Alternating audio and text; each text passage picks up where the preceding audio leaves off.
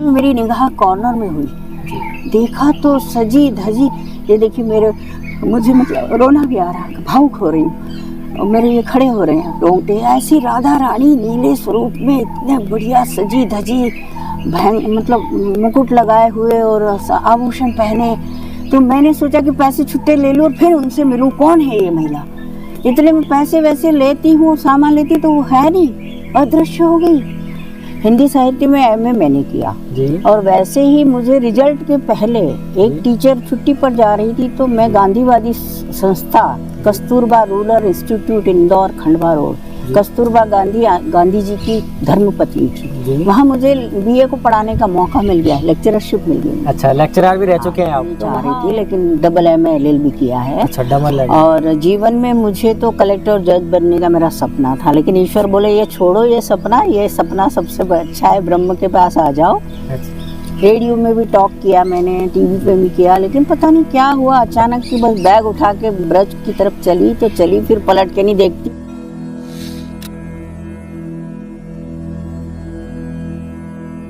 भक्तों को राधे राधे।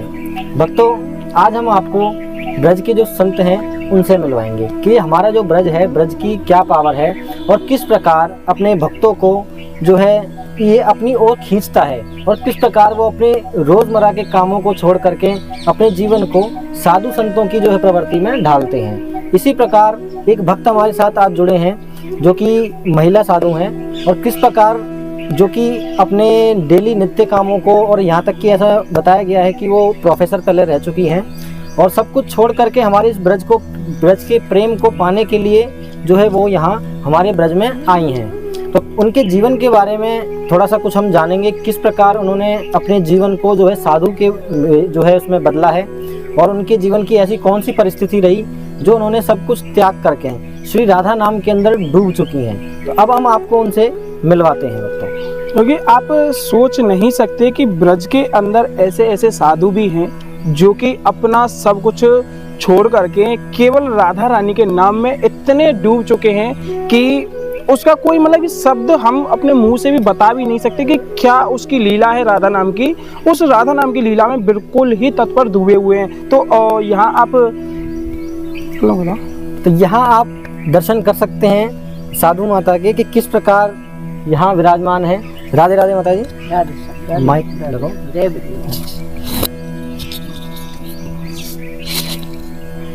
तो सबसे पहले हम जानना चाहेंगे माता जी कि आपका शुभ नाम। देखिए, मैं शुरुआत तो राधा रानी से ही करूँगी। राधे श्याम, मैं कृष्ण भक्त हूँ और बहुत पहले मैं ब्रज में ही आती रही हूँ। सबसे पहले उसके बाद फिर मैं बद्रीनाथ हिमालय की तरफ चली गई। परंतु वहाँ जाने के पश्चात भी मुझे बार बार राधे श्याम ही बुलाते हैं और ब्रज ही पता नहीं क्यों ब्रज के कण कण में जैसे समाये हैं राधा कृष्ण, तो मुझे यहीं खींच लाती है वो। तो मैं बद्रीनाथ, मेरा जन्म हुआ है नर्मदा किनारे ओंकारेश्वर का। उसके बाद हम लोग मध्य प्रदेश इंदौर में मैंने शिक्षा दीक्षा ली। बताना तो नहीं चाह रही थी लेकिन डबल एमए LLB किया है। अच्छा, डबल एमए। और जीवन में मुझे तो कलेक्टर और जज बनने का मेरा सपना था, लेकिन ईश्वर बोले ये छोड़ो ये सपना सबसे अच्छा है, ब्रह्म के पास आ जाओ। अच्छा। तो बचपन से ही हमारे पिताश्री बहुत भक्त थे, पूरे परिवार में दादी नानी मतलब वातावरण ही भक्त का था। तो पिताश्री ने हमको जन्म घुट्टी के रूप में ही मतलब भक्ति दे दी।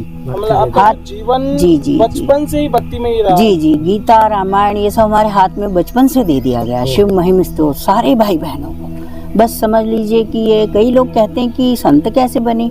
मेरा ऐसा सोचना है कि कई करोड़ जन्मों के पुण्य उदित होते हैं जब कोई संत बनता है। तो और ईश्वर की आदेश और कृपा के बिना कोई संत नहीं बन सकता। वैसे पीले कपड़े और माला झोली वाले संत बहुत मिल जाएंगे, मैं किसी की निंदा नहीं कर रही हूँ, लेकिन सच्चे रूप में कलयुग में भक्ति करने वाले आपको बहुत ही कम भक्त मिलेंगे। थोड़ा सा आपसे ये जानना चाहेंगे कि लगभग किस उम्र में आप जो है अपना गृहस्थ जीवन छोड़ करके जो है साधु में परिवर्तित हुए आप? देखिए, गृहस्थ तो मैंने बसाया नहीं, अच्छा। मैंने शिक्षा शादी दीक्षा नहीं की हाँ, आपने? विवाह नहीं किया, बाल ब्रह्मचारी हूँ। और जैसे शिक्षा दीक्षा पूरी हुई उन दिनों ही लगती थी लगन की बस जाना है, धामों में जाना है। फिर पिताश्री से अनुमति भी ले ली मैंने और बस बैग उठाया और ब्रज में आई पहली बार। मतलब बरसाना में आपका आगमन कब रहा? बरसाना पहले, सबसे पहले वृंदावन में बांके बिहारी में, वहाँ पर वैजयंती आश्रम वाले महाराज श्री हमारे परिचित थे, उनके यहाँ पहली बार रुकी। फिर तो ऐसे से प्रभु लोगों चमत्कार हुए कि पूरे ब्रज में मुझे कहाँ कहाँ अपने आप रहना मिला, लगन लगी। और फिर राधे जी के यहाँ भी आई तो यहाँ भी एक सखी मिली, उसके घर में बैठना उठना। और मुझे इतना आश्चर्य हो रहा कि प्रथम बार मुझे रोंगटे खड़े हो रहे हैं कि राधे जी के महल में मुझे भोजन मिला पहले ही दिन। वाह, क्या बात। दर्शन के पश्चात पूरा थाली में बिठा के किसी ने कराया, जैसे कि वही साक्षात बुला रही है। वाह। ऐसा तो बहुत कम होता है। बिल्कुल। तब से फिर मेरे हृदय में राधे श्याम। तो जैसा कि आपने अभी बताया कि जैसे कि LLB किया है आपने, तो जो है पढ़ाई करने के बाद कुछ समय ऐसा आपका रहा हो कि जैसे कि आप कोई जॉब या कुछ करा हो आपने पहले? हाँ चलिए, आप इतना पूछ रहे हैं, हम बहुत बताना पिछला नहीं चाहते, पर चूंकि आप इस तरह से हमारा साक्षात्कार ही ले रहे हैं, तो हिंदी साहित्य में MA मैंने किया। जी। और वैसे ही मुझे रिजल्ट के पहले एक टीचर छुट्टी पर जा रही थी, तो मैं गांधीवादी संस्था Kasturba rural institute Indore Khandwa road, Kasturba Gandhi ji की धर्मपत्नी थी, वहाँ मुझे BA को पढ़ाने का मौका मिल गया, लेक्चरशिप मिल गई। अच्छा, लेक्चरर भी रह चुके हैं आप? तो वहाँ कन्या विद्यालय में मैंने पढ़ाया। उसके बाद तो फिर मुझे लगा कि ये सब छोड़ो। रेडियो में भी टॉक किया मैंने, टीवी पे भी किया, लेकिन पता नहीं क्या हुआ अचानक कि बस बैग उठा के ब्रज की तरफ चली तो चली, फिर पलट के नहीं देखती हूँ मैं क्या थी वो मैंने खत्म कर दिया, अपना नाम भी खत्म कर दिया, रिश्ते भी मैंने सबके पूरे कर दिए। आपका अभी जो फिलहाल जो नाम है, किस नाम से आपको पुकारते हैं? बस गुरु माता नाम भी मैंने खत्म कर दिया। पहले जो आप साधु वेश में ना थी, उससे पहले आपका नाम क्या रहा? वो नाम मैं बोल तो रही हूँ, खत्म कर दूं, फिर भी इशारा दे रही हूँ कि कृष्ण भगवान की जो बहन थी, अपने मुंह से नाम नहीं लेना चाहते और आप भी मत लीजिए। अच्छा। तो अब गुरु माता ही बोलते हैं, जितने हमारे भक्त लोग हैं, जो ईश्वर की कृपा से कई लोग भक्त भी बन गए हैं, अच्छा लगता है उनका कुछ भक्ति मार्ग में लाना मेरा उद्देश्य भी है। बिल्कुल सही बात। कि लोगों को बताऊं आध्यात्म नगरी क्या है, भगवान क्या है। आजकल कलयुग में लोग नहीं समझ पा रहे, बड़े बड़े महानगरों में भी रहे। बिल्कुल, जैसा कि आप लेक्चरर रह चुके हैं तो एक गुरु स्वरूप भी कहा जाता है। बिल्कुल, क्योंकि जो है शिक्षक जो होते हैं वो एक गुरु ही कहलाते हैं, तो इसमें बहुत अच्छी बात है। और थोड़ा सा हम ये जानना चाहेंगे कि प्रथम बार जब आप ब्रज में आए तो किसके माध्यम से आए आप? वही मैंने बताया ना कि वो वैजयंती आश्रम वाले, जब वही आपको वहाँ से यहाँ लेकर आए थे? हाँ, मतलब अब उनके फोन आते थे। मेरे पास उनका कार्ड था, बोले आओ माता जी, तो उन्हीं के आश्रम अभी में पहले आपको थे। लगभग कितने साल हो गए ब्रज में? 20-25 साल हो गए? से भी ज्यादा हुए। हाँ, और आपने वहाँ उत्तराखंड में कितना समय दिया? उतना ही समझ लो। बस फिर लगन लगी, बद्रीनाथ जाना जाना जाना। कई लोग बोलते हैं कि वहाँ तकलीफ है, पहाड़ है, मैंने बोला मैं जाऊंगी। आपकी शुरुआत ब्रज में बरसाना से हुई या वृंदावन आप पहली बार आए? नहीं, बांके बिहारी बिहारी जी में पहले। और उसकी भी मतलब बहुत कथा नहीं सुनाऊंगी।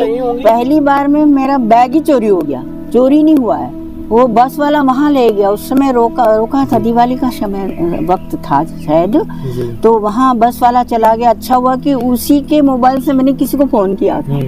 फिर मैं उसको बहुत नाराज हुई, बोला माता जी अब मैं हाथ जोड़ता हूँ, आप कहाँ खड़ी, मैं आपको बैग दे जाता हूँ। उनने दिया। फिर मुझे अपने आप ही धर्मशाला इतनी अच्छी मिली। फिर बांके बिहारी जी अपने चरणों में रखते गए। पूरा गोकुल नंदगांव पता नहीं लोग मिलते थे और अच्छी अच्छी जगहों पर ठहरने का मौका मिलता था। कई साधु संत बोलती कि आपको लोग कैसे रख लेते हैं। मेरा एक ही उत्तर होता है कि भक्ति करो और अच्छे इंसान बनो, आपको प्रभु अपने चरणों में और गोद में रखेगा ही रखेगा। मतलब ब्रजवासियों को लेकर आपका क्या सवाल रहेगा कि अगर मान लो पूछें कि ब्रजवासियों का व्यवहार आपको कैसा लगता है, जैसे कि आप रह रही हैं इतने समय से? बिल्कुल नहीं, ब्रजवासी तो देखिए हमारे हृदय में ही बसते हैं, ऐसी कोई बात नहीं। ज़्यादातर ब्रजवासी 99% तो बहुत अच्छे रहे हैं और बहुत सम्मान देते हैं। सम्मान की दृष्टि से मुझे कुटियाएँ भी मिल जाती रहने को, आश्रम भी मिल जाते।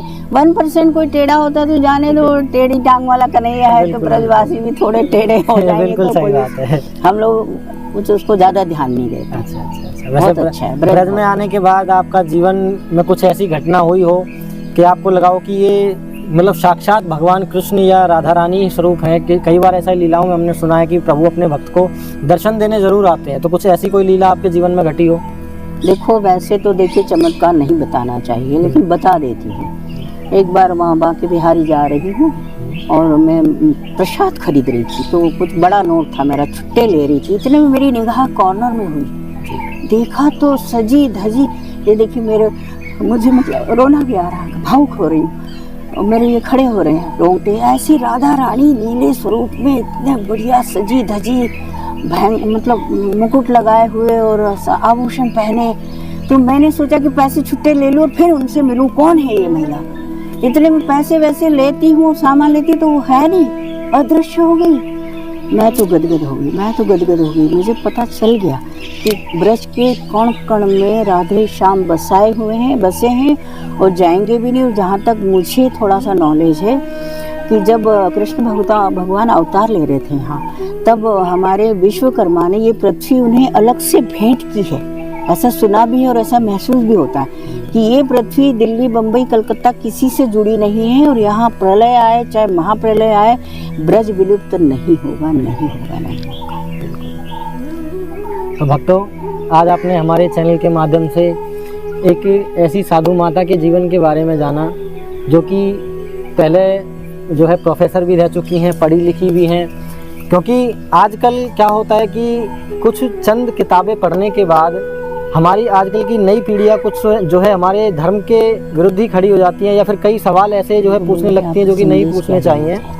मन में सवाल है तो पूछना भी जरूरी है।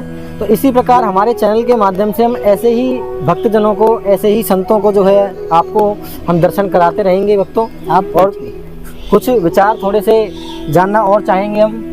तो आपको एक छोटा सा सवाल और है कि हमारी इस वीडियो के माध्यम से आप भक्तों तक क्या संदेश पहुंचाना चाहेंगे धर्म को लेकर और भक्ति को लेकर के? देखिए, ये अध्यात्म नगरी है और हमारा जो कहते हैं ना हिंदू, हम लोग सब आर्यों की संतान हैं। चाहे दूसरी जातियां हो गई, हिंदू, मुस्लिम, सिख, ईसाई, परंतु हम सब आर्यों की संतान हैं, सब हिंदू ही हैं परंपरागत रूप से। बाद में ये जिस तरह से लोगों ने अपनी विचारधाराएं बदल दी है। और मैं इस माध्यम से ये कहना चाहूँगी, एक तो मैं कन्याओं की सेवा करती हूँ 5 से 15 साल, क्षमा चाहते हुए कि राधा रानी ने मुझे आदेश दिया कि उनकी ही सेवा करो कन्या की। तो मैं राधे जी का रूप समझती हूँ उनको, और राधे जी की जो अष्ट सखियाँ हैं, ललिता, विशाखा, तुंगा, तो इनके माध्यम से मैं उनको कुछ न कुछ अर्पित कर देती हूँ बंदी मुट्ठी से। और मैं भक्तों के लिए चैनल के माध्यम से कहूँगी कि जो भी ब्रज में आए वो सभी यहाँ ब्रज को साफ सुथरा रखें और दान पुण्य करें तो मंदिर में करें, लेकिन आप पुजारियों को भी दें, लेकिन विशेषकर कन्याओं को आप धुतकारिए नहीं, उनको राधे जी का स्वरूप समझ के उनको दान पुण्य करिए और ब्रज को गंदा नहीं करना। कई लोग यहाँ ब्रज में, अभी मैं नहीं कहना चाह रही हूँ, निंदा नहीं है ये, मैं संदेश के रूप में दे रही हूँ कि जो भी यहाँ आए भारत के किसी कोने से, विश्व से, इसको गंदा नहीं करेंगे और इसको पिकनिक न समझें, इसकी इस धरती का महत्व समझें और अपने मिलने जुलने वालों को बताएं कि ब्रज क्या है, और ज़्यादा से ज़्यादा लोगों को ब्रज की, राधा रानी की महिमा बताएं। राधे जी के लिए एक लाइन कहना चाहूँगी, राधे तू बड़ भागिनी, कौन तपस्या की, न तीन लोक तारण तरण तेरे ही आधीन, और वृंदावन के वृक्ष का मरम न जाने कोई, डाल डाल और पात पात पे राधा श्यामा होए, कण कण में यहाँ बसे हुए हैं मेरे द्वारकाधीश, मेरी राधा रानी, और हमारे हृदय में भी है। और आपके चैनल वालों को भी बहुत बहुत बधाई हो। सब आप लोग इसी तरह से लगे रहें और भक्तों संतों को राधा रानी की और कृष्ण जी की महिमा ब्रज की बताते रहें। जय जय श्री राधे, जय जय श्री राधे, जय जय श्री राधे श्याम, बद्रीनारायण भगवान की जय। तो साथियों, जैसा कि अभी आपने जाना कि यहाँ पर जो साधु हैं, उन्होंने बताया कि किस तरीके से ब्रज के बारे में बताया, अपने जीवन की लीला के बारे में भी बताया, और आप सभी तक एक धर्म को लेकर, ब्रज को लेकर भी एक संदेश आप तक पहुंचाया। तो उम्मीद करेंगे आपको यह ज्ञान और यह वीडियो अच्छी लगेगी। तो इसी तरीके से और भी वीडियो देखने के लिए हमारे साथ जुड़े रहिए। चैनल को सब्सक्राइब, वीडियो को लाइक और कमेंट करके अपना आएगा कोई भी और सवाल जरूर भेजें, जिससे कि हम उस टॉपिक पर, उस चीज को लेकर के वीडियो बनाकर आप तक पहुंचा सकें। सही भक्तों को राधे राधे।